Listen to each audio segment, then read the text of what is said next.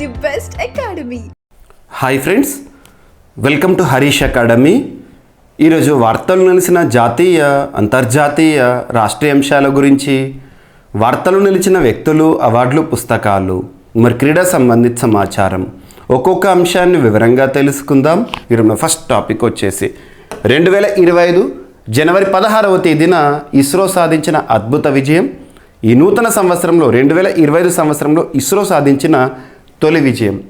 ఈ విజయంతో కొన్ని దేశాల సరసన భారతదేశం చేరింది. అద్భుత విజయంతో స్పెడెక్స్ విజయవంతమైంది. ఈరోజు అన్ని వార్తాపత్రికల్లోనూ, టీవీ ఛానల్స్లోనూ మీరు చూసే ఉంటారు, ఇస్రో తలపెట్టిన స్పెడెక్స్ ప్రయోగం విజయవంతం అని చెప్పేసేసి. సో ఇక్కడ వివరాల్లోకి వెళ్తే డిసెంబర్ 30,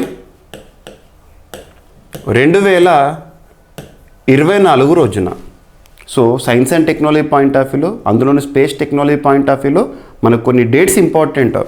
డిసెంబర్ 30, 2024 రోజున ISRO, Indian space research organisation, భారత అంతరిక్ష పరిశోధన సంస్థ చేపట్టిన ప్రయోగమే పిఎస్ఎల్వి C60. గుర్తుంచుకోండి, ఈ రాకెట్ని నింగిలోకి పంపడం జరిగింది. ఇక ఇస్రో చేసే ప్రయోగాలు, పరిశోధనలు అనగానే ఏ ప్రాంతం గుర్తొస్తుంది? తిరుపతి జిల్లా షార్ కేంద్రము లేదా శ్రీహరికోట నుండి ఈ రాకెట్ను విజయవంతంగా నింగిలోకి పంపించారు. ఫస్ట్ స్టెప్ అయిపోయింది. సో ఈ పిఎస్ఎల్వి C60 యొక్క ఉద్దేశం ఏంటంటే SpaDeX space docking experiment. Very very very important. ఈ ప్రయోగం యొక్క ఉద్దేశమే డాకింగ్ అంటే ఏంటంటే అంతరిక్షంలో 2 లేదా అంతకంటే ఎక్కువ ఉపగ్రహాలను పరస్పరం ఒకదానికొకటి అనుసంధానం చేయడమే ఈ డాకింగ్ ఎక్స్పెరిమెంట్ యొక్క ఉద్దేశము. మరి ఇస్రో ఈ అంతరిక్షంలో డాకింగ్ చేపట్టడం అనేది మొదటిసారి. సో అంతటి ప్రతిష్టాత్మకం. ఈ డాకింగ్ ఎక్స్పెరిమెంట్ని 2025 జనవరి 7th రోజునే చేయాల్సి ఉండే, కానీ పరిస్థితుల కారణంగా, ఇక్కడ టెక్నికల్ రీజన్స్ వల్ల పోస్ట్పోన్ చేస్తూ వచ్చారు 2-3 సార్లు. సో నిన్నటి రోజున జనవరి 16, 2025 రోజున డాకింగ్ని పూర్తి చేయడం జరిగింది. ఈ విజయంతో కొన్ని దేశాల సరసన భారతదేశం చేరడం జరిగింది. అమెరికా, రష్యా, చైనా తర్వాత ఈ సాంకేతికతను సాధించిన 4వ దేశంగా భారతదేశం. ఈ పాయింట్ గుర్తుపెట్టుకోండి. ఇక్కడ అబ్జర్వ్ చేస్తే 2 ఉపగ్రహాలు చేజర్, టార్గెట్, వాటిని పరస్పరం ఒకదానికొకటి అనుసంధానం చేశారు. దీని ద్వారా ఈ డాకింగ్ ఎక్స్పెరిమెంట్ అనేది పూర్తయింది. భూమికి దాదాపు 400 కిలోమీటర్లకు పైగా ఎత్తులో, కక్షలో వీటిని డాకింగ్ పూర్తి చేయడం జరిగింది. So chaser 220 kgs, target 220 kgs. వీటన్నిటి గురించి కూడా మనం డిసెంబర్ 30th రోజున డిస్కస్ చేసాము మన డైలీ కరెంట్ అఫైర్స్ క్లాస్లో, ఒకసారి చూడండి. సో ఇక్కడ అబ్జర్వ్ చేస్తే ఇక్కడ వచ్చిన మార్పు ఏంటంటే డిసెంబర్ 30 రోజున ఇస్రోకి చైర్పర్సన్గా ఎస్ సోమనాథ్ గారు విధులు నిర్వర్తించేవారు. సోమనాథ్ గారు. మరి ఇస్రోకి నూతన చైర్పర్సన్గా ఈ ఫలితం వచ్చిన రోజు ఎవరు వచ్చారు? వి నారాయణన్ గారు. గుర్తుంచుకోండి, మన జనవరి 14th నుండి ఇస్రోకి నూతన చైర్పర్సన్ చూసాం కదా, నారాయణన్ గారు. గుర్తుంచుకోండి, ఈ పరిశోధనలో 2 చైర్మన్లు గుర్తుపెట్టుకోండి. నెక్స్ట్ వచ్చేసేసి డాకింగ్ సక్సెస్, అనుసంధానమైన స్పెడెక్స్ జంట ఉపగ్రహాలు. అమెరికా, రష్యా, చైనా తర్వాత ఇటువంటి అద్భుత సాంకేతికతను సాధించిన 4వ దేశంగా భారత్. ఇస్రో కిరీటంలో మరో కలికితురాయి. కొత్త సంవత్సరంలో బోని తొలి విజయం. ప్రధాని సహా ప్రముఖుల హర్షాతిరేకాలు. దేశ భవిష్యత్ అంతరిక్ష ప్రయోగాలకు స్పెడెక్స్ డాకింగ్ను తొలిమెట్టిగా వివరించారు. చంద్రయాన్ 4 కానివ్వండి, మానవ సహిత ప్రయోగాలు, గగన్యాన్ ప్రయోగాలకు ఈ సాంకేతికత దోహదపడుతుందన్నట్టుగా ఇస్రో శాస్త్రవేత్తలు చెప్తున్నారు. గుర్తుంచుకోండి, ఓకేనా? సో ఎగ్జామినేషన్ పాయింట్ ఆఫ్ వ్యూలో ఖచ్చితంగా ఈసారి ఈ టాపిక్ నుండి క్వశ్చన్ రావచ్చు. ఇక శ్రీహరికోట అంతరిక్ష కేంద్రంలో 3వ launch pad. So launch pad అనగానే మనకు ఎక్కడైనా సరే శాటిలైట్లు తయారైనా అవి ఎక్కడి నుండి ప్రయోగం చేయబడతాయి? మన భారతదేశంలోని ఆంధ్రప్రదేశ్ రాష్ట్రంలో ఉన్న తిరుపతి జిల్లా షార్ లేదా శ్రీహరికోట కేంద్రం నుంచి. ఎందుకంటే లాంచ్ ప్యాడ్ ఏర్పాటు చేయాలంటే చాలా వరకు జాగ్రఫికల్గా కూడా చూస్తారు రీజన్స్.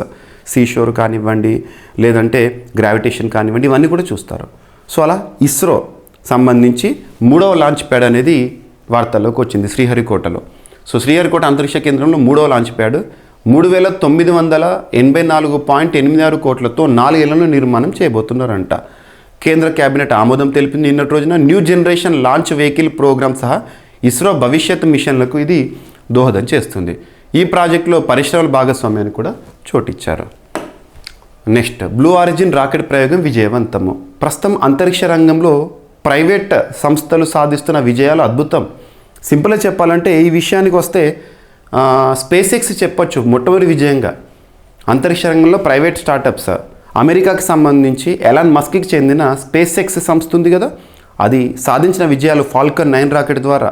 సో ఆ తర్వాత భారతదేశం విషయానికి వచ్చినా కూడా 2020 సంవత్సరంలో గవర్నమెంట్ ఇనిషియేటివ్ ఏంటి, in space Indian national space promotion and authorisation centre. దీని ద్వారా భారతదేశంలో అంతరిక్ష రంగంలో ప్రైవేట్ స్టార్టప్లను ప్రోత్సహించడానికి భారత ప్రభుత్వం ఇనిషియేటివ్ తీసుకుంది ఇస్రో సహకారంతో. సో దాని తర్వాతనే కదా మనకు 2021 ఆ ఇయర్లో స్కైరూట్ ఏరోస్పేస్ ప్రైవేట్ సంస్థ, హైదరాబాద్ కేంద్రంగా పనిచేసే సంస్థ దేశంలో మొట్టమొదటి ప్రైవేట్ రాకెట్ ప్రయోగాన్ని విజయవంతం చేసింది. అలా తరచూ మనము ప్రైవేట్ స్టార్టప్స్ గురించి చూస్తున్నాం. సో ఇక్కడ అమెరికాకి సంబంధించి Elon Musk competitor, blue origin వ్యవస్థాపకులు, అమెజాన్ వ్యవస్థాపకులు జెఫ్ బెజోస్ చేసిన ప్రయోగము. సో బ్లూ ఆరిజిన్ రాకెట్ ప్రయోగం విజయవంతము. అమెరికాకు చెందిన బ్లూ ఆరిజిన్ సంస్థ గురువారం నిన్నటి రోజున తన భారీ రాకెట్ న్యూ గ్లెన్ అదే స్పేస్ ఎక్స్ అంటే ఫాల్కన్ 9. సో బ్లూ ఆరిజిన్ అయితే న్యూ గ్లెన్ను విజయవంతంగా ప్రయోగించింది. దీని ద్వారా ఒక ప్రోటోటైప్ ఉపగ్రహాన్ని భూకక్షలోకి పంపించింది. 98 మీటర్ల పొడవైన ఈ రాకెట్ను ఫ్లోరిడా నుంచి ప్రయోగించారు. లాంచ్ ప్యాడ్ నుంచి నింగిలోకి బయలుదేరే సమయంలో రాకెట్లోని 7 ఇంజన్లు ప్రజ్వరిల్లినాయి. సో గుర్తుంచుకోండి. సో ఇక్కడ పేరు గుర్తుంచుకోండి, ఏ సంస్థకి సంబంధించి రాకెట్ పేరు ఏంటో చూడండి సరిపోతుంది. ఓకేనా, బ్లూ గెన్ రాకెట్. నెక్స్ట్, సో ఒక సూచి లేదా ర్యాంకింగ్స్, వార్తలు నిలుస్తున్న సూచీలు, నివేదికలు, ర్యాంకింగ్స్ గురించి ఎగ్జామినేషన్లో ఖచ్చితంగా క్వశ్చన్స్ వస్తాయి. ఇక్కడ QS rankings, world future skills index rankings అనేవి వార్తల్లోకి వచ్చినాయి. ప్రపంచంలో భారతదేశం 2వ స్థానంలో ఉంది, మొదటి స్థానంలో అమెరికా ఉంది. గుర్తుంచుకోండి. లండన్ కేంద్రంగా పనిచేస్తున్న క్వాకరెల్లి సైమండ్స్ QS సంస్థ నిన్నటి రోజున తన తొలి ఫ్యూచర్ స్కిల్స్ ఇండెక్స్ని విడుదల చేసింది. ఇక్కడ అబ్జర్వ్ చేయండి, నైపుణ్యాల సన్నద్ధతలో భారత్కు 2వ ర్యాంక్ వచ్చింది. QS world future skills index వెల్లడి. కృత్రిమ మీద, డిజిటల్, హరిత రంగాలు సహా భవిష్యత్తులో అత్యధిక డిమాండ్ కలిగిన ఉద్యోగ మార్కెట్కు సంబంధించి నైపుణ్యాల సన్నద్ధతలో భారత్ 2వ ర్యాంకు సాధించింది. తొలి స్థానంలో అమెరికా నిలిచింది. ఈ మేరకు QS world future skills index 2025 వెల్లడించింది. లండన్ కేంద్రంగా పనిచేసే క్వాకరెల్లి సైమండ్ సంస్థ ఈ ఏడాది తొలి ఫ్యూచర్ స్కిల్స్ ఇండెక్స్ని విడుదల చేయడం జరిగింది. QS ఇండెక్స్లో మన దేశానికి అధిక ప్రాధాన్యత లభించడంపై ప్రధానిగా. సో నెక్స్ట్ టాపిక్ వచ్చేసి ఇండియన్ నేవీ రిలేటెడ్గా. సో మనకు త్రివిధ దళాలు ఇంపార్టెంటే, Indian army, Indian air force, Indian army. So ఇక్కడ ఇండియన్ నేవీకి సంబంధించి ఒక ఒప్పందం. నేవీకి క్షిపణుల సరఫరా కోసం మిసైల్స్ని సప్లై చేయడానికి BDL భారత్ డైనమిక్స్ లిమిటెడ్తో మినిస్ట్రీ ఆఫ్ డిఫెన్స్ లేదా రక్షణ శాఖ వారు కుదుర్చుకున్న ఒప్పందము. ఉపరితలం నుంచి గగనతలంలోని లక్ష్యాలను ఛేదించే మధ్యశ్రేణి క్షిపణులు, medium range surface to air missiles, వాటిని నౌకాదళానికి సరఫరా చేయడానికి భారత్ డైనమిక్స్ లిమిటెడ్తో 2,960 కోట్ల ఒప్పందాన్ని కుదుర్చుకున్నట్లు రక్షణ శాఖ తెలిపింది. భవిష్యత్తులో నేవీ సమకూర్చుకునే మెజారిటీ యుద్ధ నౌకల్లో ఈ అస్త్రాలను మోహరించనున్నట్లు పేర్కొన్నారు. ఇవి దేశ రక్షణ సామర్థ్యాన్ని బలోపేతం చేస్తాయని వివరించారు. అధునాతన సాంకేతిక పరిజ్ఞానాన్ని దేశీయంగానే ఉత్పత్తి చేసే దిశగా ఇది కీలకమైన మైలురాయని చెప్తున్నారు. ప్రమాదంలో చందమామ. సో ఇక్కడ ఒక హెచ్చరిక అని చెప్పొచ్చు. వారసత్వ స్థలాల జాబితాలో చేర్చిన WMF ప్రమాదంలో ఉన్న వారసత్వ స్థలాల జాబితాలో చందమామను వరల్డ్ మాన్యుమెంట్స్ ఫండ్ సంస్థ చేర్చింది. భవిష్యత్తులో వాణిజ్యపరమైన అంతరిక్ష కార్యక్రమాలు చందమామను దోపిడీ చేసి నష్టపరిచే అవకాశం ఉన్నట్లు తెలిపారు. సాధారణంగా ఈ ఫండ్ భూమిపై గల సాంస్కృతిక ప్రాధాన్యం గల స్థలాలని దృష్టి పెడుతుంది. కానీ చందమామకు పొంచి ఉన్న ముప్పు నేపథ్యంలో తొలిసారి ఈ జాబితాలో చందమామను కూడా చేర్చింది WMF. గుర్తుంచుకోండి. ఇక నెక్స్ట్, తరచూ వార్తలు నిలుస్తున్న అంశాలపైన పోటీ పరీక్షలకు ప్రిపేర్ అవుతున్న ప్రతి ఒక్క అభ్యర్థి ప్రత్యేక శ్రద్ధను చూపండి. అలా సబ్జెక్ట్ వైజ్ కరెంట్ అఫైర్స్ అయితే very important. Economy point of వ్యూలో ఇండియాస్ గ్రోత్ రేట్స్ ఎస్టిమేట్స్ అనే టాపిక్ నుండి ఖచ్చితంగా క్వశ్చన్స్ వస్తాయి. భారతదేశ వృద్ధి రేటు అంచనాలు. సో ఈ సంవత్సరం భారతదేశం యొక్క GDP 6.4% ఉండబోతుందని చెప్పేసి ఫిక్కీ సంస్థ అవుట్లుక్ని రిలీజ్ చేసింది.